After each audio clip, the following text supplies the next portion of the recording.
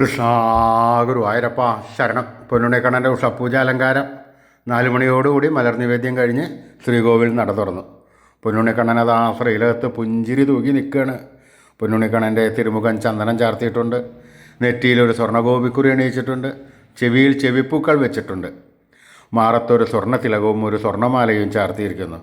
പൊന്നിൻ കിങ്ങിണി കെട്ടി പട്ടുകോണകമെടുത്ത് ഒരു പച്ചപ്പട്ടും പീതാംബരപ്പട്ടും കൂട്ടിക്കെട്ടി ഞൊറിഞ്ഞെടുത്തിട്ടുണ്ട്. വലത് കൈയിൽ ഓടക്കുഴലുമുണ്ട്. സ്വർണ്ണ കിരീടം ചാർത്തി കിരീടത്തിന്മേൽ 3 തിരുമുടിമാലകളും 2 വലിയ വനമാലകളും ചാർത്തിയിരിക്കുന്നു. അങ്ങനെ സുന്ദരനായി പുഞ്ചിരി തൂകി നിൽക്കുന്ന പൊന്നുണ്ണിക്കണ്ണനെയാണ് നട തുറന്ന സമയത്ത് എല്ലാ ഭക്തന്മാരും കണ്ടത്. അവർ കണ്ണൻ്റെ അടുത്തേക്ക് ഓടിപ്പോയി ആ കണ്ണൻ്റെ തൃക്കാൽക്കൽ വീണ് നമസ്കരിക്കണു. കണ്ണനെ അവരെല്ലാവരെയും അനുഗ്രഹിക്കണം. ആ രൂപം നമുക്കും നമ്മുടെ മനസ്സിലേക്കൊന്ന് ആവാഹിച്ച് ആ കണ്ണൻ്റെ തൃക്കാൽക്കൽ വീണ് നമസ്കരിക്കുക, പ്രാർത്ഥിക്കുക.